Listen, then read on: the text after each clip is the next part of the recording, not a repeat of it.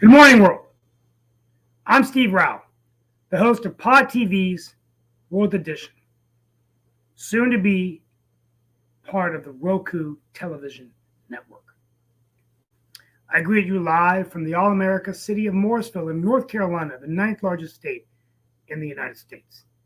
And on Pod TV, we talk about global affairs, innovation, and what we can do to navigate through this pandemic, which does seem to be coming to an end, but what a new normal would look like politically, economically, culturally. And how will we transform ourselves in our own lives?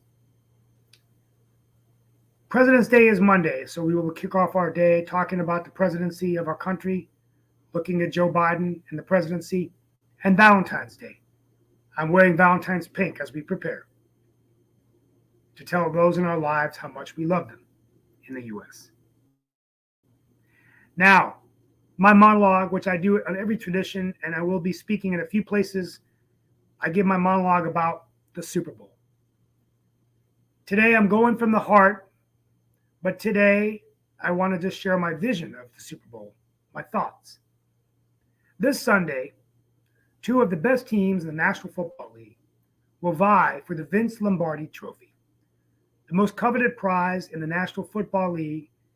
And this game, although it's played in the United States and it's our national game, will be watched by millions around the world. Somebody will host the Super Bowl trophy over their head, and it'll be a momentous occasion, as it always is. We said bye to the greatest of all time, Tom Brady, who won 6 Super Bowls. I think it was 6. I've lost count. But this time, we're watching Matt Stafford play Joe Burrow's team, two young, dynamic quarterbacks. Now, what is it about this game that excites us so much? We're watching a game and we'll see the best athletes from all around the world, from all ethnicities, from all races, from all faiths, come together to move the ball down the field, to execute. We're seeing this commitment to excellence right now as we watch the Winter Olympics. And we congratulate Nathan Chen for his gold medal. Perseverance does pay off at the end of the day. But as we watch a football game, how many times have we seen a minute seem like an hour? See the ball moving down the field, the quarterbacks calling the plays, being third and long and making it a first down, not getting up until the final second and the final whistle blows. As Al Pacino reminded us in one of my favorite movies, Any Given Sunday, he said that football is a game of inches, and that inch is something that you should be willing to claw for with your fingernails. That those inches, he said to his team in the movie, were the difference between not only winning and losing, but living and dying. You see, I think the excellence of these football players in the National Football League give us some hope. It makes us feel good when we hear that electric energy and we see these players being the best they can be, not giving up until the final second is done. And we look at the world and we look at our politicians and we ask ourselves, are we playing the best game we can play? Are we using every minute on our watch to do the best thing that we can do? And I don't think we are. I think it's time for a reset in the United States. I think we need to call the plays. We need to work together to move the ball down the field. Right now, in America, we're coming on the heels of a pandemic. 912,000 plus have died. Our economy is recovering. We have worker shortages. We have inflation. We have political disruption, division, the likes of which we have never seen. I would say it's third and long or maybe even fourth and long in a football analogy. But that doesn't mean that the time has run out on the clock. We still have time. We have time to use our minutes wisely. So that's my message today. Let's execute. Let's play the game. We wish these teams all the best as they bring their best on Sunday. Go Rams, go Bengals, go NFL. And Tom Brady, we hope that you're watching and sort of bummed that you're not coveting for that trophy one more time. With us today, we have Mark Lee. How you doing? Glad to be here. There's been some rumors that actually Mr. Brady might even be thinking about coming back. So I'd heard those rumors being circulated, but hopefully that is not the case because he has so many uh, accolades that he's already won and things of that nature. So I don't know that he needs to come back, but I had seen that online, I think maybe about 2 or 3 days ago, and all of that. I also wanted to bring in our other guests, and we're going to see if Nick's going to show up. But right now, we've got our master from Canada, a master chess player, as well as a master investor, and just an overall great gentleman, Mr. Sasha Starr. So glad to have Sasha Starr join us here as well, and just some great conversations happening in that regards. But yeah, folks are definitely looking forward to the football game. Like I said, I know that a lot of people here in America will definitely be watching it, but I think even some people globally will be following it as well. So it'll be interesting to see what kind of ratings it gets while people are also definitely watching the Olympics. I think I mentioned it to Sasha once before that I had a uncle that played for the Canadian Football League, still living, still here in this area, but he definitely enjoyed his time doing that period when he was playing there in your fine country and all along those kind of ways and everything. I'm not even sure if the Canadian Football League is still around or not. I need to do some research on that, but I do know he enjoyed his time there. And of course, there are some other news items going on as well. I'm sure you've been paying attention to the Olympics just like Steve has. I've not been doing as much. I need to do better with my Winter Olympic coverage. So, Sasha, what have you observed around the Winter Olympics? And do you know if the Canadian Football League is still around? About Olympics, the big headline now is this scandal about possible substance used by Russian figure skating, and Yeah, um, it's kind of interesting because Russia was involved in so many scandals, the drugs and everything else. They can't even use their own flag and anthem and so on. So they've been punished severely. So I'm wondering what makes them think that this time they will get through without being punished. yeah. It's I mean, it's hard to say, and it's I mean, doping and these kind. Yeah, that's the latest story, right? And Well, but somebody had to make decisions. So to give the physician, she's a 15 years old kid, basically. So she's going to obviously do whatever her coaches or parents or other officials will suggest. So this is absolutely incredible thing. I think International Olympic Committee will make its decision known by Tuesday because on Wednesday they have start of a short program. So by Tuesday there will be a decision how to deal with that. So that's kind of a big headline. Now the on medal counts, nothing really that exciting. I think Germany is still in the lead, but you know several teams, primarily Norway, um, maybe US, maybe even Canada, will overtake them at the end of the day. We'll see. We'll see how it all works. The Olympic Games wonderfully organized. It's all runs like a clock. Everything's on time. Um, the only complaints are that it's very cold out there, and the food is not that great. I would imagine they have a rice probably 3 times a day. I don't know, something else maybe. yeah, yeah. It's just Mm. but I mean, it's funny that you mentioned about food. There was an international tennis tournament at the West Side Tennis Club in Houston by a guy named Jim McInville. They call him Mattress Mac. He's a furniture store owner, and they actually have the World Championships for tennis there for a number of years at the West Side Tennis Club, where they have the red clay of Roland Garros, the grass of Wimbledon, the Australian Open surface, and the U.S. Open surface right there at the club. So the theme is you can play the Grand Slams in Texas, and he, I remember the players complained because the only food they had was barbecue and coleslaw. Mm. There was no international food, and so you had these. It was for the top 8 players in the world. And Federer played played Agassi in the finals, and I remember being there or in the semifinals, and it was many years ago.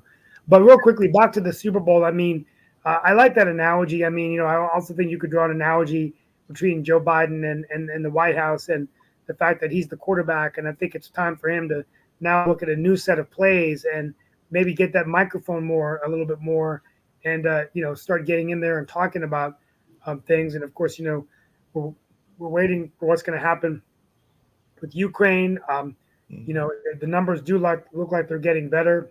Mask mandates are coming down. Yep. Hopefully, the summer will be the first return to a normal summer where we can go to a restaurant without a mask. And I went to work yesterday for my first day in 2 years, and boy, it was a long day. I mean, I just still can't believe I did it every day. But it's tough. And we have Nick Paldiva with us today.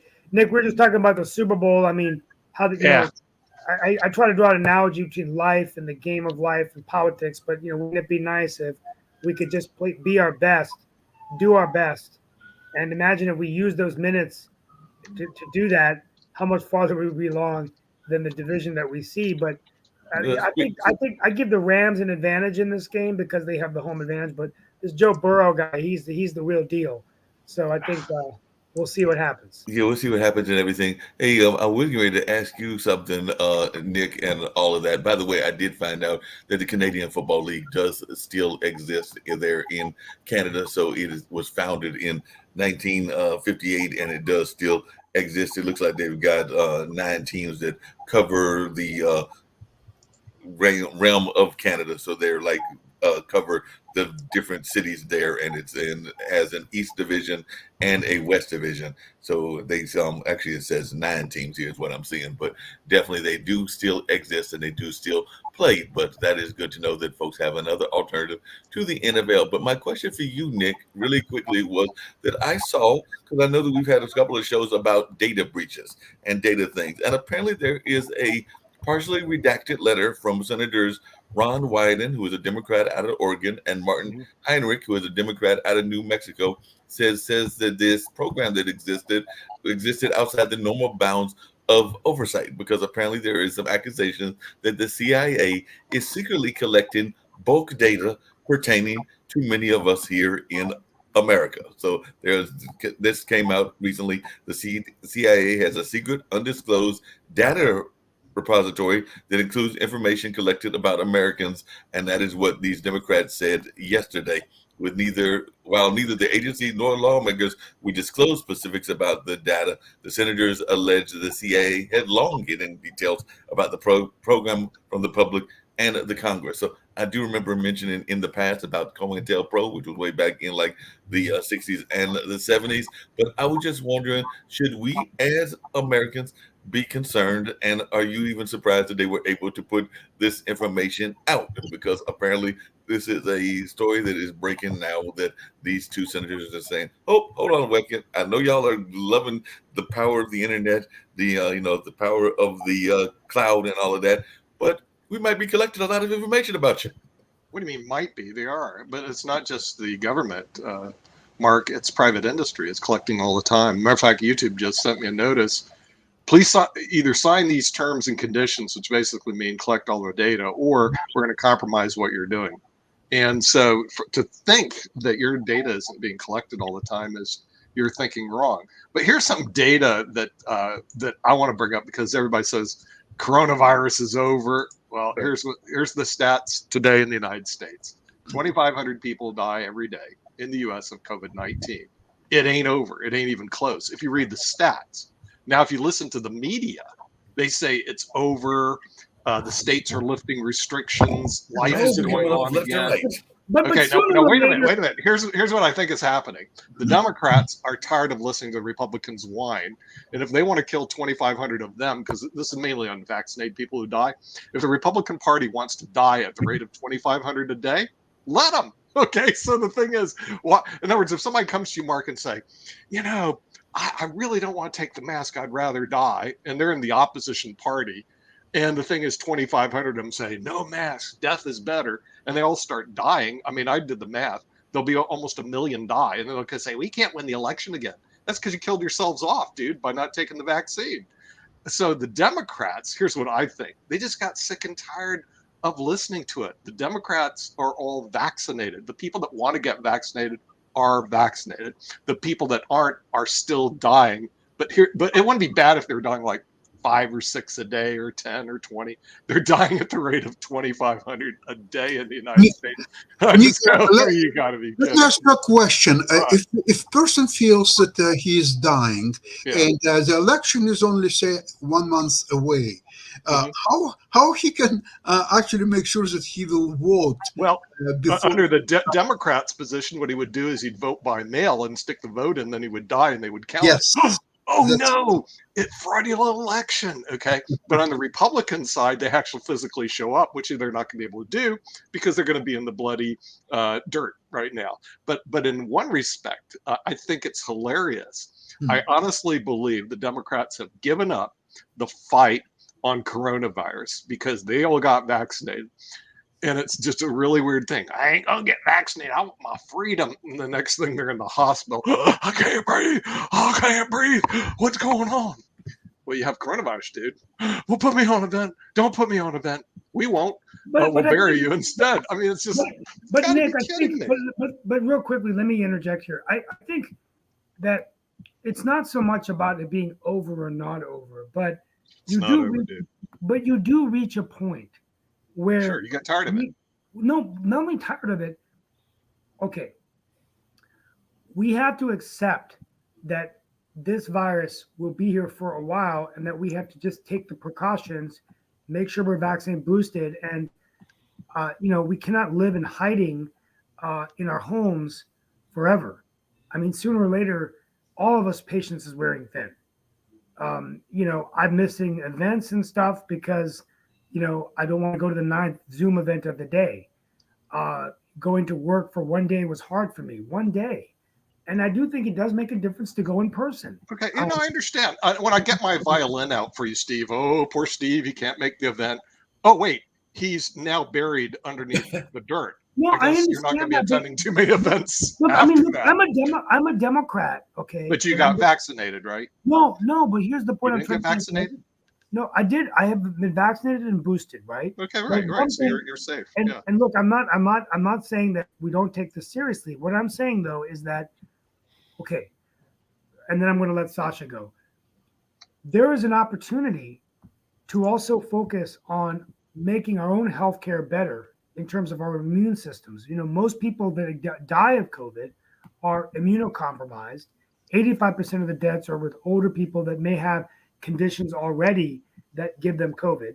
And, we're not often talking about, the other diseases that people might have had, like, for example, diabetes, cardiovascular disease, obesity, fatty liver disease. I actually have one pharmaceutical client that's offering, believe it or not, a product in testosterone therapy, which you wouldn't think adequate testosterone can actually prevent some of those comorbidities and diseases, but it actually can.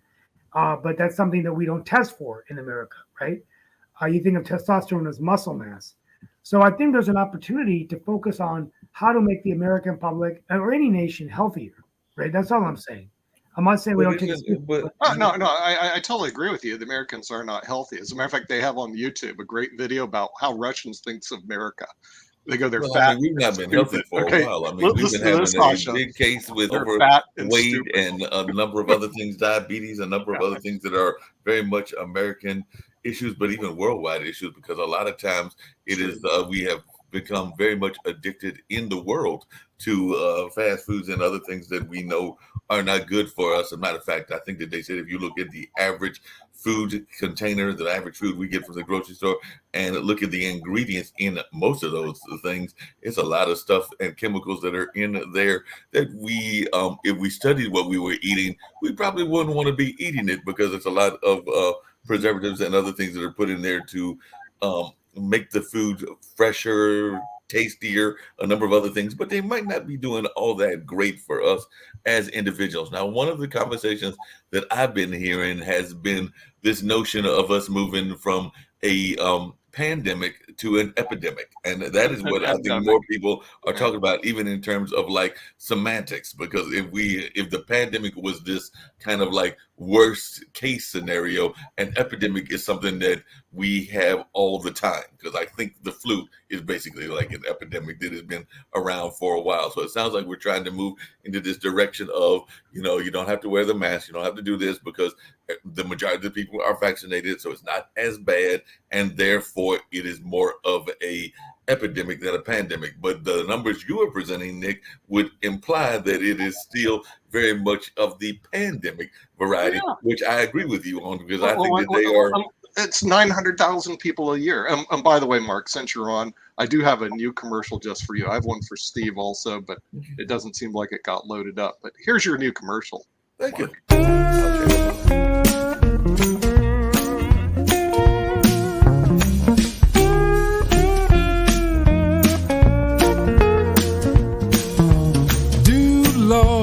Do Lord, remember me. Do Lord, remember me. Yes, it does feel like about 100 years of experience. So I will go ahead with that and everything, because You've been doing broadcasting for a long time. For a very long time. So I just wanted to do that. Now I have one more. He hasn't joined us today, but we can do a preview of this. This is the great Shaquille Latmer. You got to check this one out. I'm not really into saying what you want to hear, so please excuse me. And I don't really give a damn how much you make, my dear, so please excuse me.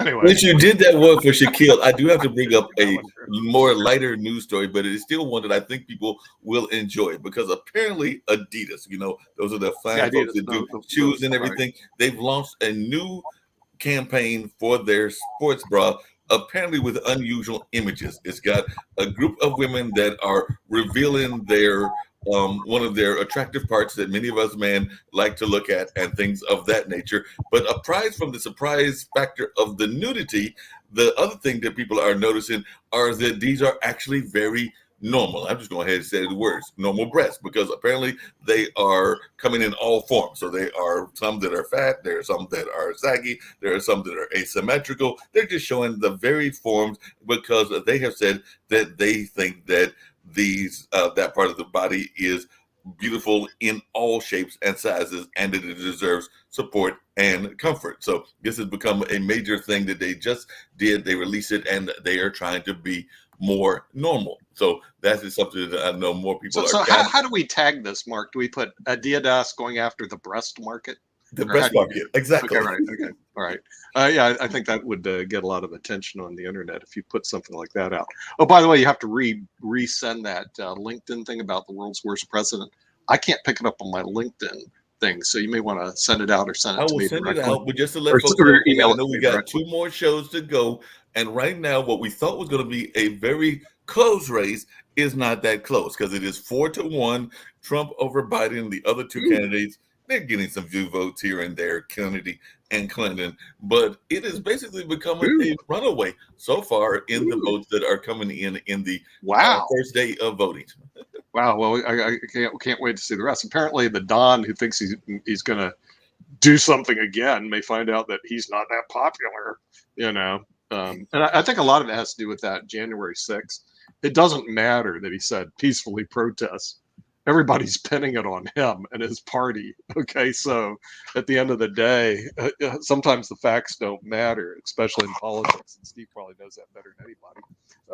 It's what people think the facts are that may have nothing to do with the facts. So it's a tough slide for him. Poor Don. Poor Don. And speaking of poor Don, I want to come back to something that I was mentioning earlier, but I wanted to throw it back on Sasha. They're in Canada, because like I said, I've mentioned that history of COINTELPRO, the FBI spying on civil rights movements, including the conversations of Dr. Martin Luther King, the CIA and what they called Operation Chaos, investigating whether the movement opposing the Vietnam War had links to foreign countries. So this whole idea of the government listening to us has been around for decades, if not centuries. Was this, and I imagine it was definitely the same in Russia and the Russian countries that are affiliated with Russia and all that. But is it the same in Canada? Have you heard a lot of people in Canada concerned that the Canadian government is listening to them, collecting their data, and using it for whatever purposes they want to use it. Because I'm not that familiar with how people in Canada think. So is this a issue that has come up with Canadian activists and Canadian folks that are involved in those civil rights spaces where they are concerned that Trudeau or whoever was before Trudeau is listening to them? If they are not listening to this, then why to pay them any salary, any money? Why? They're not doing their job. They all have to be fired. So I'm pretty sure that they do listen. I don't understand if they get any mileage out of it and what they can do with that and so on. But they do, for sure. Yeah, and what are their thoughts up in Canada about the truck stoppage? Okay, it's finally hit the U.S. news because they're blocking the bridge between Detroit and Windsor that apparently like 550 million to 300 million a day of commerce goes through there. Mm-hmm. And it's really starting to, the business people, the business community in the United States and Canada is getting a little upset with the Canadian truckers that you have, Sasha. Is there any remedy for this? I think you and I are on the same page on the remedy, but the opinion in Canada are divided. There are a lot of people who support actually this truckers movement for various reasons. I mean, it's all coming to a completely different level of discussion. It's nothing to do with actually the truckers and what actually they want. Absolutely no. They see it as a protest against Trudeau's government, and they fight for freedom or something else. I think I'm surprised that the LGBTQ community, transgenders, and all the people they're not supporting. And Mark, what's happened with the African American communities? They should probably support truckers or not support truckers. Maybe there is a cessation of black truckers or Afro American truckers. Well, by the way, what are they protesting? I know they're blocking bridges and roads and stuff. It started that they wanted the government to scrap this mandate, vaccination mandates. Okay. Now, interestingly enough, it will go away in probably 2-3 weeks anyway, because you were talking, I was listening about coronavirus. The Omicron apparently makes all the vaccines obsolete. They don't defend you from Omicron. You see, you can take 5 vaccines, you can have 10 shots. It's not going to help you. You'll get Omicron just because it doesn't care about all these vaccines and boosters and super boosters and anything. It's just futile even think about it. In fact, the only way to protect yourself is indeed staying home. When you stay home, you cannot get Omicron. It's impossible. I'm good at that, although I went out last night. Usually I just stay home anyway, and I'm okay with that. I'm not like... But Nick, apparently there's a major shortage, and I think we brought it up in the story before, and actually I did have the pleasure of interviewing a female trucker on Wednesday. There's a major shortage of truckers in general. So they have said that there is a serious shortage and that they're trying to figure out ways to get more truckers. And to come to Sasha's point, they have been actually recruiting more women truckers and more, I imagine, minority truckers and others to get into the field because they have realized that they have a serious shortage of truckers because that exists and all of that. So that is a national problem that exists because that's their problem. It looks like Shaquille's trying to beam in from down under, and it looks like, if I'm not missing anything, he's probably being driven around by his driver late at night through the casinos in Australia. Am I right, Nate? Okay. Well, I have something for you, Shaquille. You got to watch this. This is I've already heard everything I need to hear. As a Democrat, don't go out much at night. Don't go out much at night. So that would make sense because you're pretty boring. And Mark Lee's solution to the trucking problem is to employ more minorities. I've heard it all now. Yeah, okay, excellent. But now apparently there's also, you would be lovely. Hold on a second, Shaquille. You would love this one. Apparently part of the problem with the truckers is that not only there are fewer drivers, and of course COVID is an issue, but apparently they don't want people that are of a certain age maybe to drive, because apparently old age is also adding to the national retention nightmare, because truckers have been getting older, and definitely, even though it takes a lot of energy and a lot of skills to drive a truck, I know I don't have those skills, but definitely apparently there might be some ageism going on in the truck industry. I don't know. It must be those sorts of issues, Mark. It's not the dickhead in the White House. It's the issues with ageism, racism, and genderism. Right, that would be the problem. I have a Shaquille commercial you've got to see. It's just a minute long. Here we go. 10 seconds. I'm not really into saying what you want to hear, so please excuse me. And I don't really give a damn how much you make, my dear, so please excuse me.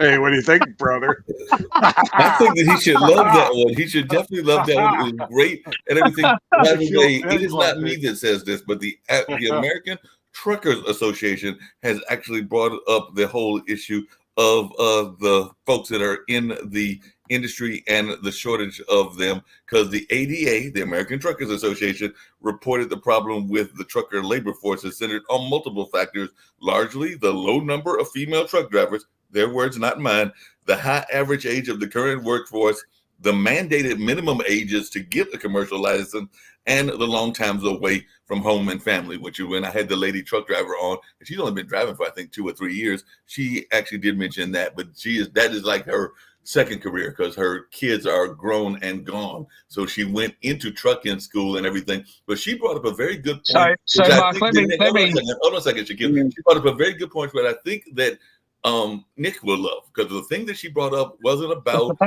race or about anything else, but she brought up the education factor, because what she said was that she went to school and she actually was trained in human resources, so she had actually gone to college before, but she brought up that I think she paid somewhere between $5,000 to $10,000 to get her license and everything, and she paid that off within a year, compared to what somebody that goes to law school or medical school or some of those other schools does, and then they have to spend this long time trying to pay off their debt. So the point that she was making was that she is doing very well, because she's making really good money as a trucker, and that she did not have to take that long to start getting a windfall. So to come back to the point that Sasha loves, she actually made an investment in her education, but the investment paid off immediately. So basically, 2 things. One, so she made an investment in her education, as in not an academic education, Ivy League university that they want the taxpayer to pay for.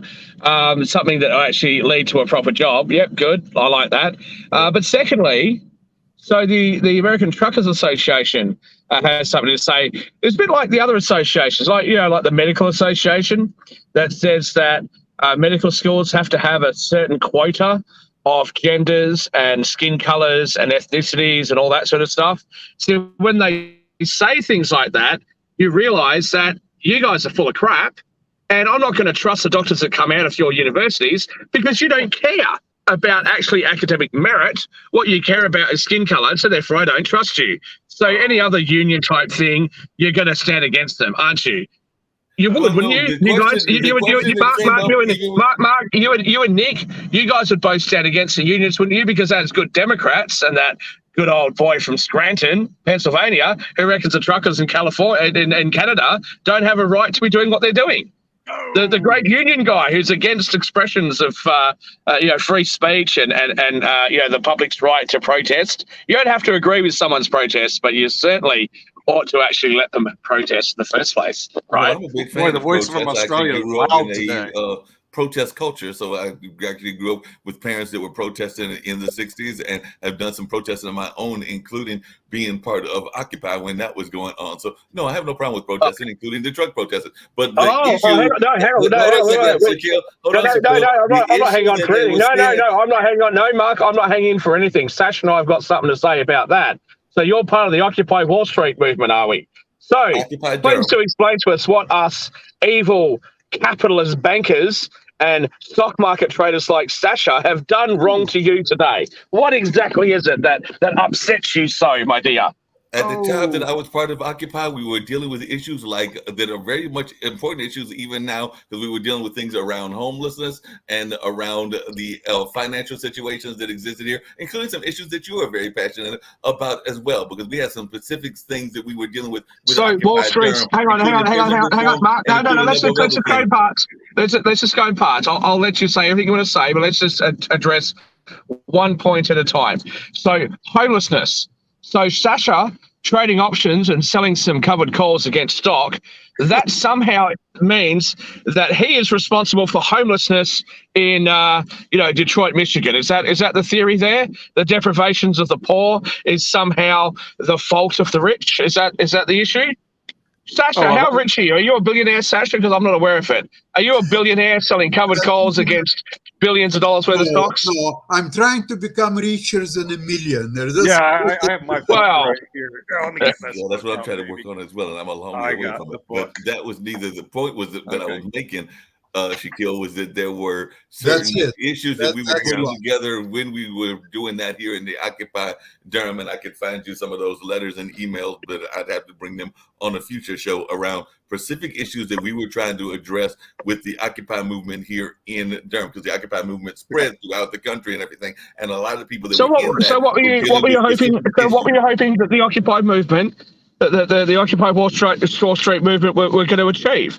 Obviously, if you're going to protest someone, if you're going to protest somebody, Mark, if you're going to protest somebody, these doors are locked, aren't they? Yes. If you're going to, if you are going to protest somebody, at least make sure they're responsible for the things that you're complaining about. So if you complain about homelessness, okay, it's not our fault. It's not our fault. We just happen to have a bit of money. Isn't that right, Steve? A bit of money. Wait. Show me that wad of cash again. Come on, Shaquille. Let's see it. And then I'm going to show you my commercial again and see what the ladies think of. That's right. Yes. But you gotta listen. I got a funny story for you. So today, listen to the words of this commercial very carefully. We want to listen to. I'm not really into saying what you want to hear, so please excuse me. And I don't really give a damn how much you make, my dear, so please excuse me.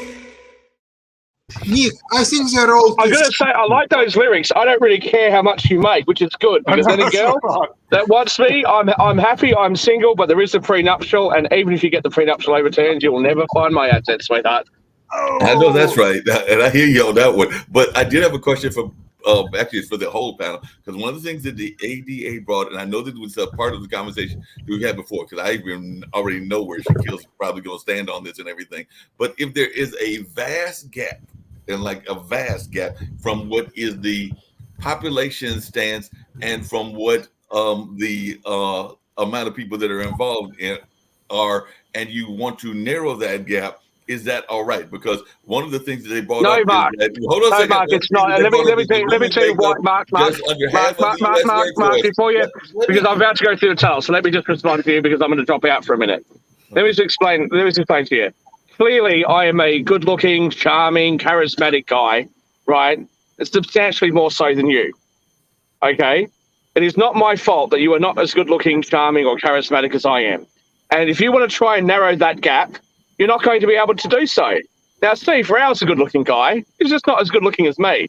So, again, you're not going to be able to narrow that gap.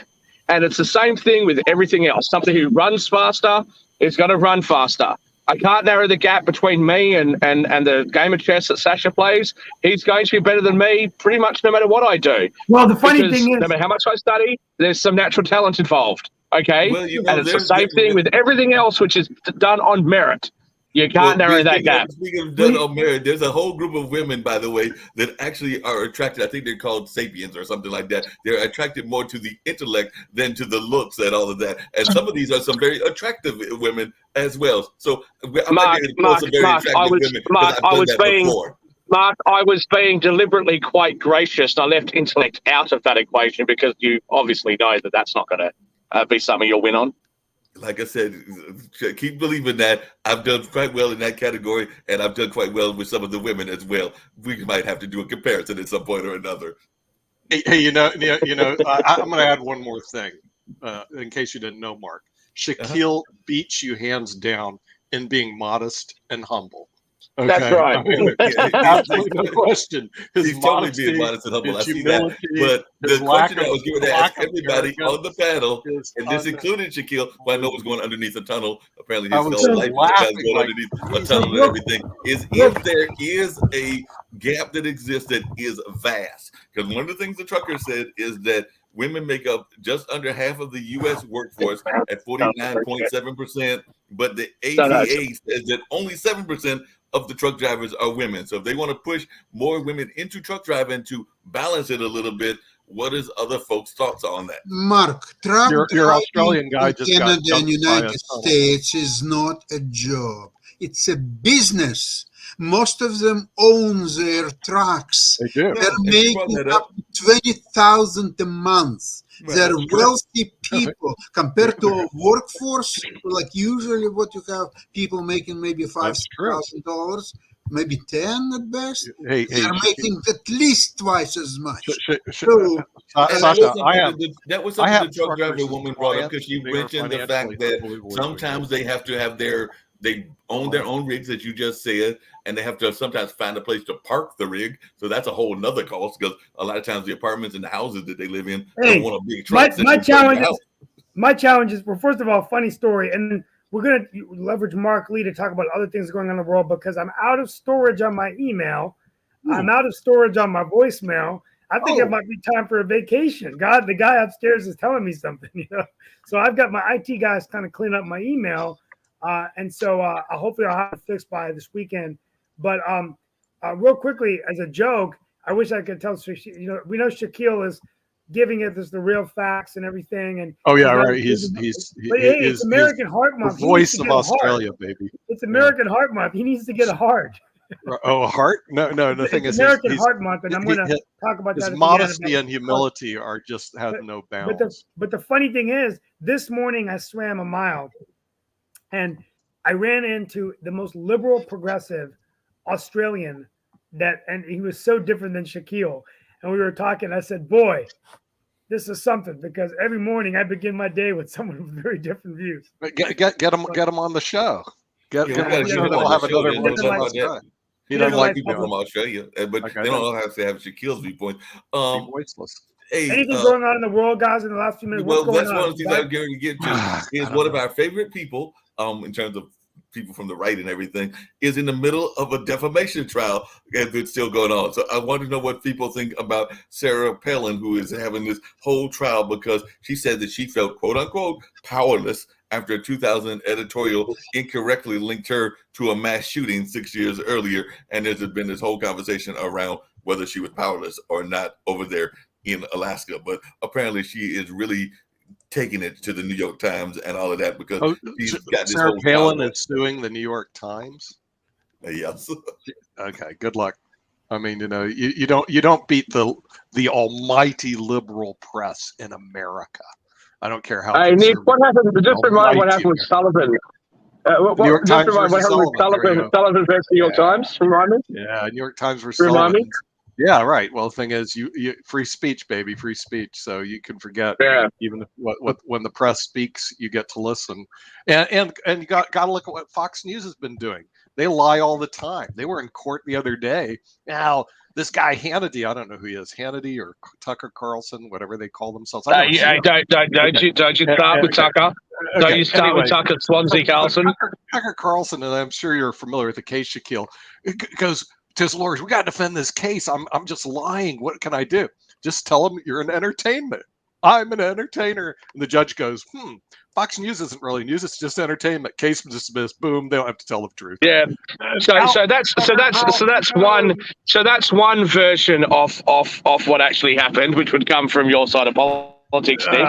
The other side is that he actually runs a talk show. Tucker Carlson. He runs a talk show. Yeah. Same as Sean Hannity. Same as the Ingraham Angle and Judge Jeanine Pirro and the Five, right? They all run talk shows.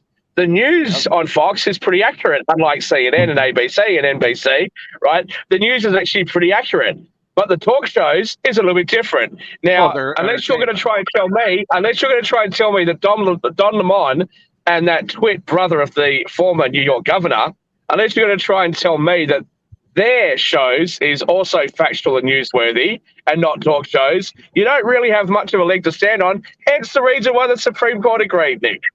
Hey, listen, if you want to see the real news in America and you want to see the truth, tune into CNN, cable network news around the world.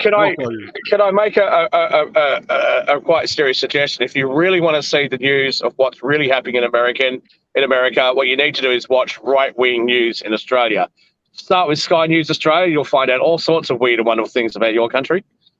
Well, actually, I think that all of y'all are wrong, Nick. If you really want to see what's happening in the world and in the news, you need to watch us. So that's what you really need to do, because that's what we try to do and everything. We don't need to be trying to promote other people and all of that. We need to be Mark, did you not see the advertisement? Not us, me. Oh, when our viewing audience tunes in and watches the most popular person on the network, that's when they actually learn the proper news. The rest of the time, it's just rubbish. Oh, wait a minute. I think that I have a good friend of mine that might argue with you on the most popular person on the network. But I don't know that Barbara H. Smith would agree with you and a couple of other folks to get some very good ratings and everything. So we got to have a conversation about that one, including myself. But I do have his new commercial, and so the World Edition should probably begin and end with those ladies. With me, absolutely, Steve. What do you think of this commercial? Yeah. Nick. I have a commercial for tonight. Let's do it. Haven't loaded up yet. I thought it was wonderful, and as I said this morning, I began my day swimming with a progressive liberal Australian, and I asked him to come on the show, but he doesn't do media; he's undercover, and he said, "Boy, I start my day every day with an Australian who's a friend of mine, and he's got." Well, you tell me his name. You tell me his name, and I will bully him into it. You're gonna bully. You're not gonna bully Deborah into anything, because I'm gonna try to get my Australian lady that lives here in this area. Actually, she just moved to South Carolina to come on the show, because she's definitely. I would put her more in the liberal to moderate category, but definitely not as conservative as you but she's also a germaphobe. Oh, hang on. Wait. No, I'm not going to let that slide. So let me get this right. So I believe that gay people should be able to get married, right? I believe in freedom of choice. I believe in all these different things. I don't believe in a lot of things that conservatives believe in, but yet I'm a conservative. And I suppose I'm also the face of Anglo-Saxon conservatism in the UK and Australia as well. Is that correct, Mark? I'm Mr. Conservative over here. You're the only face of what I'm hearing. But you did. Hold on a second. He did ask for other news. Nick did, and one of them involved a particular political candidate that is very much a face of possibly the Republican Party and everything. And he just lost a Supreme Court case. That being Governor Ron DeSantis, because he had this case going on around redistricting, because we know redistricting has been an issue in Texas, he actually North Carolina, and everything. And they just shot down his rule because he was trying to get the high court to rule on whether Representative Al Lawson's 200-mile congressional district linking back black neighborhoods must be kept intact during the state's redistricting process. The GOP governor wanted to dismantle the North Florida seat held by Lawson and to make a redistricting map more friendly to Republicans. And he asked the high court to give him he wanted to dismantle it. He wanted to dismantle. Say when a Republican does it, they're trying to dismantle things. They're trying to destroy things. When a Democrat does something, they're trying to make progress. They're trying to make things better. The theory there, Mark. I think that's a fair statement. It's about time you're starting speaking truth to power, Shaquille. So now at least you got it. You know. So we would accept that. The court would accept that as a fair and honorable statement. And the news site Politico said that the Supreme Court added that any review of Florida's 5th congressional district would likely involve the need for evidence, including voting patterns and demographic information. They also predicted the map could wind up before them at a later date. So it's still not over. They still got a lot of things to go on in that particular case, but that is something that was happening in the news involving redistricting, which we know is a big issue. And there was a major university here in the country, Purdue University, that is probing a white cop's action during a violent arrest. There was a major university in the country. Well, which one? We have a lot of them. Unlike Australia, where higher Purdue. education doesn't really exist. Okay, just to inform the Australian viewers, we have a lot of great universities here in the United States. So once you're done with middle school in Australia, which is about as far as you get over there, then you want to come over here and increase your education with the greatest universities in the world. Firstly, in the United States. we don't have. Thank you. Firstly, we don't have middle school here. Secondly, at least our young can actually afford to get tertiary education. And third, what happened to my ad? I want to see that again. I want to see that girl that says that she's not interested in how much I earn. I want to see her again. Oh, you want to see her again? Well, I think you should. We'll bring her back on. You got to listen to the words very carefully. They were selected just for you, by the way. I'm not really into saying what you want to hear, so please excuse me. And I don't really give a damn how much you make, my dear, so please excuse me.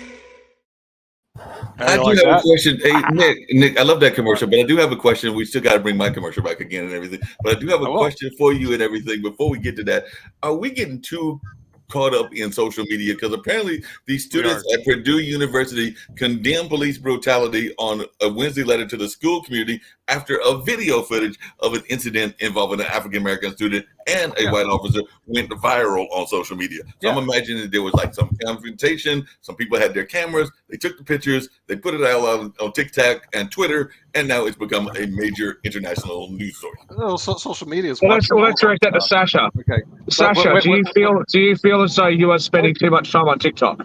Wait a minute. I've got a Mark commercial before we go to Sasha. Sasha, I'm working on yours, and Steve's yours done. It just hadn't loaded up yet.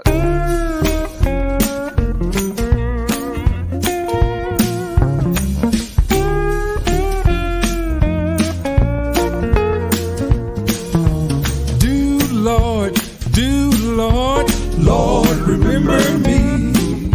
Do Lord, Lord, remember me. Found a bluesy gospel number. I like it. 100 years, Mark. 100 years in broadcasting. He's got 100 years in broadcasting. It almost sounds like a obituary when you were talking about 100 years experience as a broadcaster. 100 years experience in broadcasting. So you might say probably he's passed away at the age of 120 and peace. No, he actually started broadcasting when he's 3 years old. He's almost been in politics as long as that dickhead in the White House has been in politics. Now, Sasha, the question was before that break. Yeah. Do you feel as though, thinking rationally, do you feel as though you might be spending a little bit too much time on TikTok? I don't spend any time on TikTok. I must say, and to tell the truth, I don't know any person who actually signed to TikTok. I know that it's very popular and a lot of people you say that, but Steve, let me ask you, when you go out to public events, you just said earlier today that there are more public events that you are starting to attend. Do you worry that somebody's going to throw a camera in there and misrepresent whatever you're doing at that time? Because I do know that that is something that happens in the political realm. So I was just wondering, as you're going into more of these public events, are you afraid that somebody might present the camera or something, and then it becomes something that wasn't even what was going on? Just to add, Steve, before you answer, just to add to that question, or are you ever concerned that somebody might put a camera in when you hang out with other Democrats and actually represent what you've said? Well, let me explain what happened in my last campaign. So, and it's sort of ironic. It was actually 1 year ago today or this weekend where we were getting ready for Valentine's Day. So I was doing an interview on a show, and I was wearing my Valentine red morsel sweater with a red tie and a pink shirt, which I'm wearing. I'm wearing a pink shirt today. And I said with a beaming smile that apartments are good if you get the investment needed from these developers for our roads and parks, right?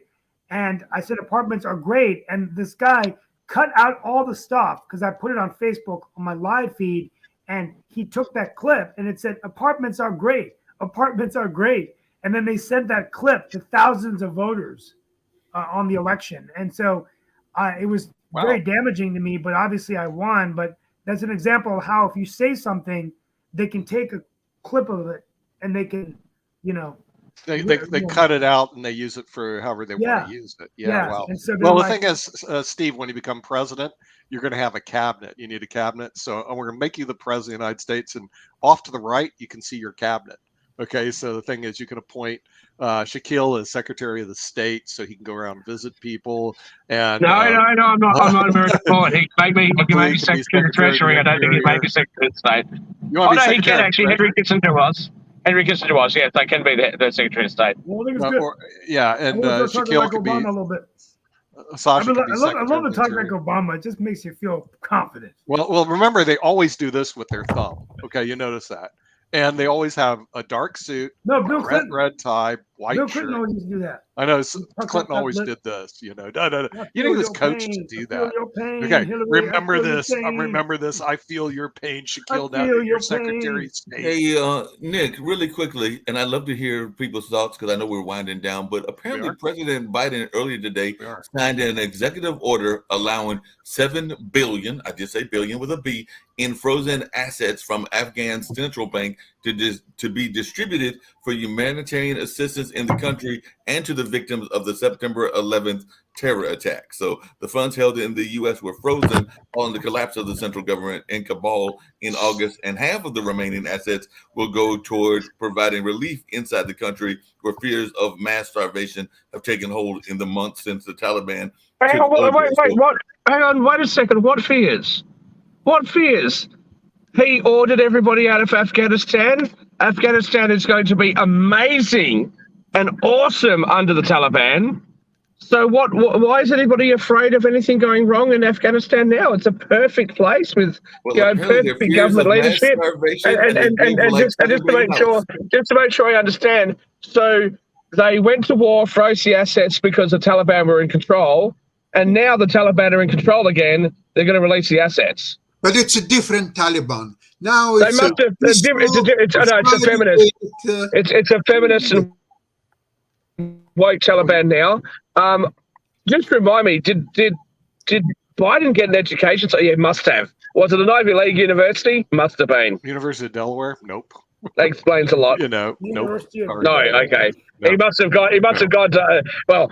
I'm sorry to the University of Delaware. Delaware, you're actually pretty good. He must have gone to an Ivy League somewhere along the line. Of course, ideally, of course, Biden would have wanted to enter the Trump University, but he failed the test. He couldn't make it. He was declined. He was declined going to Trump University. He couldn't make it to the test. No, he couldn't pass the test, so he was not admitted into Trump University. Nope. Well, I don't get this. Why we're just handing out $7 billion when we have? Remember, we throw the statistic up there. 50% of Americans don't have $1,000. Okay.